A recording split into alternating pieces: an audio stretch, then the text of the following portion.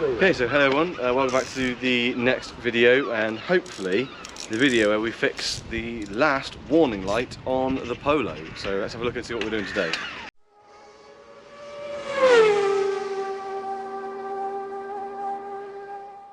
Okay, so in one of the last videos, it probably come out before this one, we went through and did the exhaust manifold.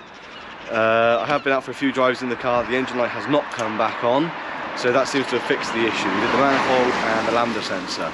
So replaced both of those. I was getting funky readings from the second lambda sensor of really high, so it was running rich, and I don't think that first initial pre-cap was doing anything. And then the lambda sensor readings were way off the charts. So we did that. I've been driving around for a few days, no more warning codes. Great. So the last bit on the car is the brake pads. So with this Polo, it has the wear indicator warning on it. I've had a look down, and effectively what they've done is they've cut the wires and put in pads that don't have that wear indicator.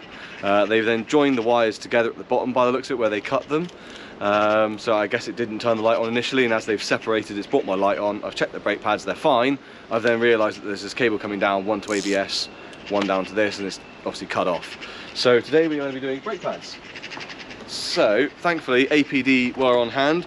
They got with these applied nip-on ones super quick, which is really appreciated. I did mention them in another video.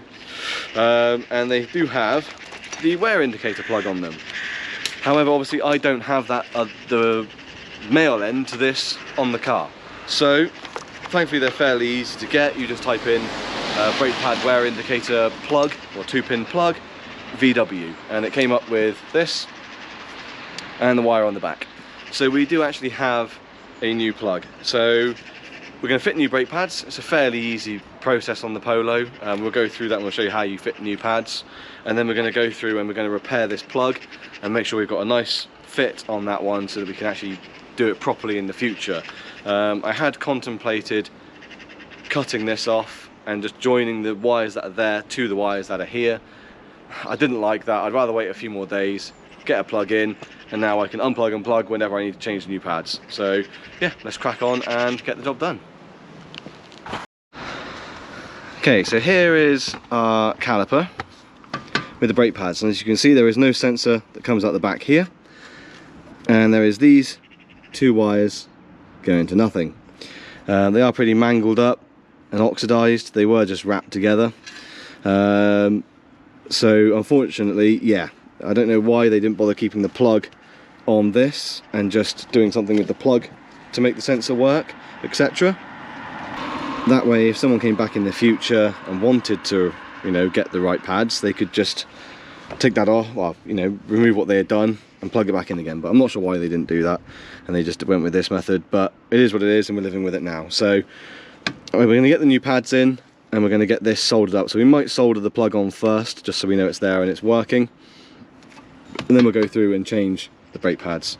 So let's have a look at getting on there.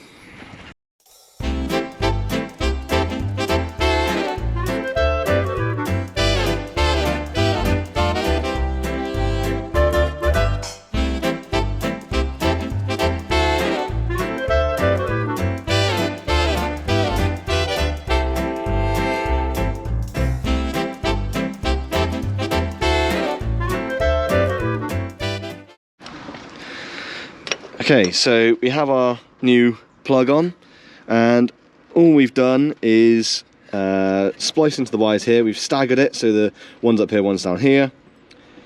We've soldered them together. We've put a heat shrink over each wire, so then they're protected, and then we've put a heat shrink back over the top that goes all the way back up over onto the sheath as well that was originally there. So they're individually heat shrinked, and then a bigger one over the top to protect the whole thing and sort of redo this sheath in effect. And now we have our new plug. So now it's just going to be a case of replacing the pads, and this is actually very easy in this car, very, very easy indeed. All you do is, there's caps on the back of these sort of rubber belt, sort of bungs on the back here, so they pop out, and it's just here. The top one's just next to the bleed nipple right here, and it's just a 7mm Allen key. They go in, you undo the two of them, pull the slider pins out, and then the caliper can come off. So let's do that bit now.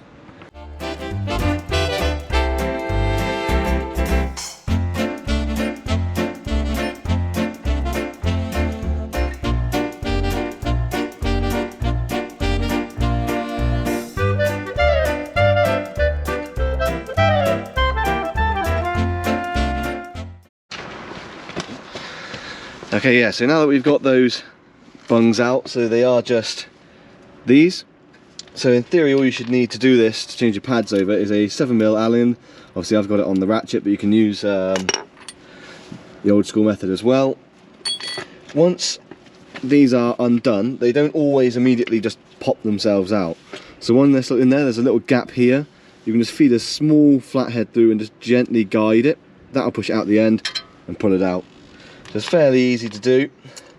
And now that that is done, this should be free. So it should just pry itself off, really. So we'll go ahead and get that done now, and then I'll show you changing the pads over. Okay, so it's fairly easy. Just got the pry bar in there, pried it off, and it just works its way off like so. So our caliper is now free. Okay, so for these, they've just got this spring sort of bit on the back. They should, in theory, just sort of pull out from there.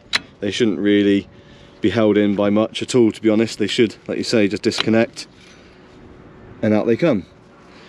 Same with this one, should just pull out.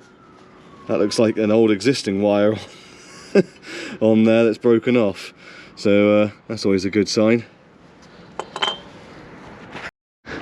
Okay, so we just need to retract the piston a little bit, so just little pipe clamps.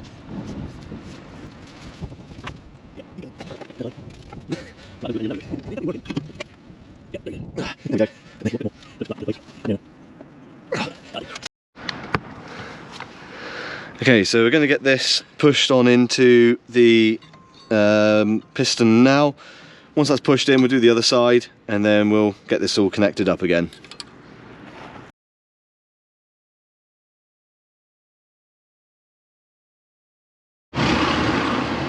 Okay, so we've got both new pads in there. Bit awkward. Two people will definitely make that easier. You can squeeze these in while someone pulls the tabs, pushes them in. Same on this side. But now it's just a case of getting this back over the disc, like so. So that wasn't too bad. So that's on there now. We'll get them bolted in, and then we'll get this plugged in as well. Be careful.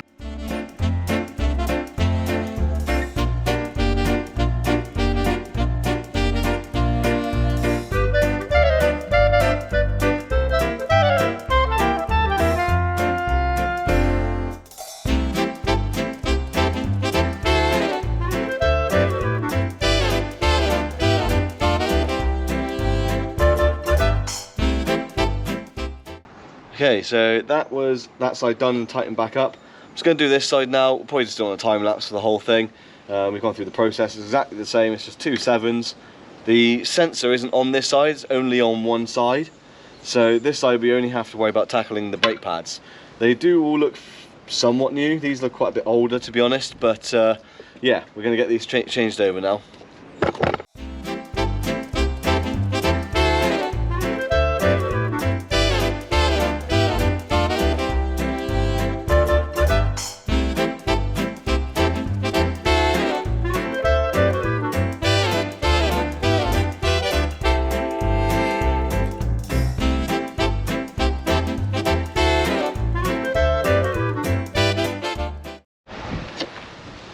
Okay, so rookie error on my part there, and that is entirely on me for not looking at the pads before we put them in.